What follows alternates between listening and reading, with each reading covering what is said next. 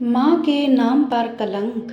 एक शहर के निवासी 15 साल से अधिक समय पहले एक छोटी सी बच्ची के साथ घटित हुई एक घटना को कभी नहीं भूलेंगे। इसकी शुरुआत तब हुई जब एक पड़ोसी ने पास के घर में एक बच्चे के रोने की आवाज़ सुनी।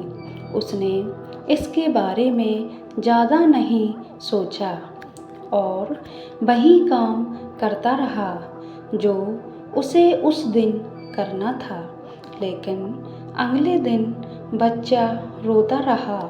जिस घर से रोने की आवाज़ आ रही थी उस घर में किसी भी पड़ोसी ने किसी को नहीं देखा और रोशनी कभी नहीं जलती थी, यहाँ तक कि शाम को भी नहीं।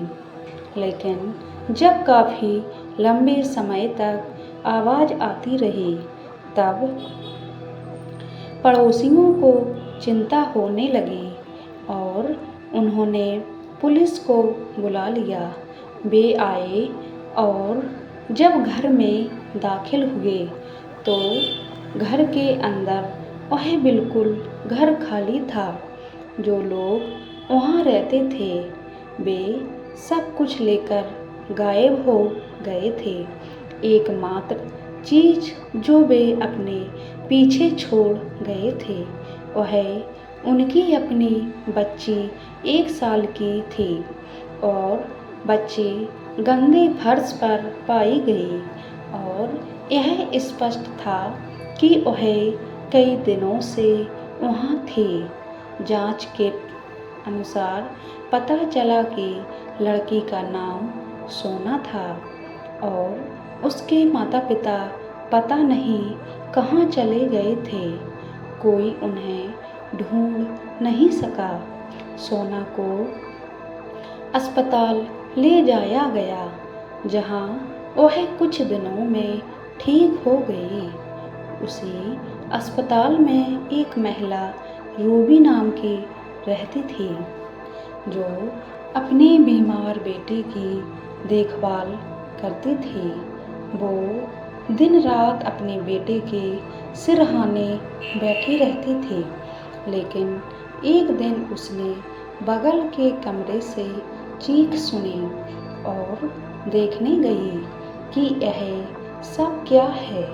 उसने सोना को देखा और उसकी मातृ प्रवृत्ति ने उससे उसकी रक्षा करने और उसकी देखभाल करने के लिए कहा। उस दिन से रूबी रोजाना सोना से मिलने जाती थी और उसके लिए कपड़े, खिलौने, खाना लाती थी। एक दिन रूबी उस छोटी बच्ची से मिलने गई और देखा कि वह अब अपने अस्पताल के कमरे में नहीं है। तब पता चला उसे एक अनाथशाला में ले जाया गया है। वह उसे देखने के लिए अनाथशाला भी गई, लेकिन फिर उसे यह स्पष्ट हो गया कि उसे सोना को गोद लेना होगा। जब गोद लेने के दस्तावेज पूरे हो गए तब सोना 2 साल की थी और उसे अभी भी चबाने में समस्या थी और वह सदमे में भी थी। वह तेज आवाज़ें बर्दाश्त नहीं कर पा रही थी। बड़े होने के दौरान सोना की त्वचा उसके रिश्तेदारों की तुलना में भी काली थी, लेकिन वह अब सुंदर भी दिखने लगी थी। वह एक मॉडल बन गई और अपनी कहानी और मॉडलिंग करियर की बदौलत से वह पूरे देश में जाने लगी। जो लोग उसके रूप रंग पर हंसते थे जब वे उसे जीतते हुए देखते थे, अपनी जीभ काटने लगते थे। एक किशोरी के रूप में अधिक प्रतिभा और प्रतियोगिताएं भी जीतती गई।